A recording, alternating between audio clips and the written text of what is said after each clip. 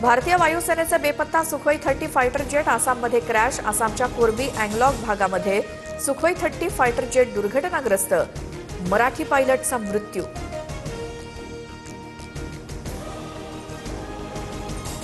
मुख्यमंत्री देवेंद्र फडणवीस आज राज्याचा अर्थसंकल्प सादर करणार. दुपारी 2 वाजता राज्याच्या विकासाचा लेखाजोखा मांडणार. अजितदादांच्या निधनानंतर फडणवीसांकडे अर्थसंकल्पाची जबाबदारी. राष्ट्रपती द्रौपदी मुर्मू यांच्याकडून 9 राज्यांच्या राज्यपालांची नियुक्ती. जिष्णुदेव वर्मा हे महाराष्ट्राचे नवे राज्यपाल. शिवप्रताप शुक्ला तेलंगणाचे तर RN रवी पश्चिम बंगालच्या राज्यपालपदी नियुक्त. महाराष्ट्रातनं 7 नेत्यांची राज्यसभेवर बिनविरोध निवड. भाजपकडनं तावडे आठवलेंसह 4 जण राज्यसभेवर. महाविकास आघाडीकडनं शरद पवार, शिंदेंच्या सेनेकडनं ज्योती वाघमारे तर राष्ट्रवादीकडनं पार्थ पवार संसदेत जाणार.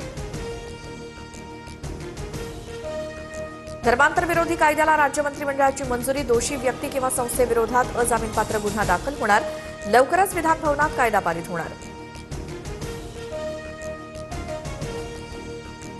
अजित पवारांचा विमान अपघात झालेल्या VSR विमान कंपनीचा मालक VK सिंग CIDच्या रडारवर. काल 8 तास चौकशीनंतर आज पुन्हा चौकशीसाठी बोलावणार.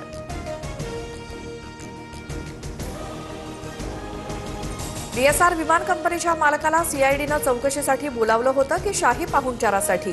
कुणाच्या आशीर्वादानं VK सिंगला VIP ट्रीटमेंट दिली जाते? रोहित पवारांचा हल्लाबोल.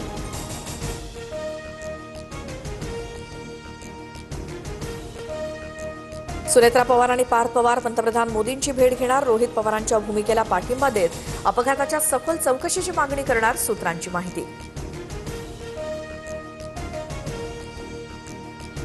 मुंबई महापालिकेच्या प्रभाग समिती निवडणुकीचा आजचा दुसरा दिवस. ठाकरे बंधू एकमेकांविरोधात लढणार की तोडगा निघणार याकडे लक्ष. 6 पैकी 5 ठिकाणी उमेदवारी न आल्यामुळे अध्यक्ष बिनविरोध निवडले जाणार.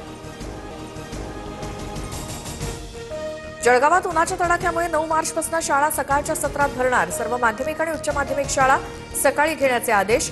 15 मार्चपर्यंत उष्णतेच्या लाटेचा इशारा.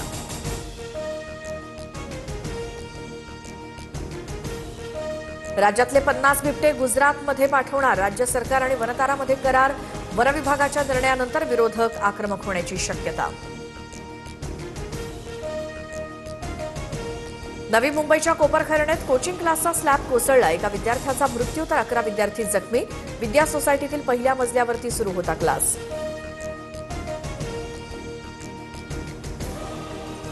टीम इंडियाची T20 वर्ल्ड कपच्या फायनलमध्ये धडक. सेमीफायनलमध्ये इंग्लंडवरती 7 धावांनी रोमहर्षक विजय.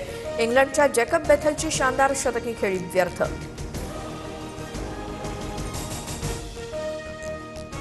भारत T20 वर्ल्ड कपच्या अंतिम फेरीत दाखल. अंतिम सामन्यातही भारतच जिंकणार असा मला विश्वास. मुख्यमंत्री फडणवीसांकडून ट्विट करत शुभेच्छा.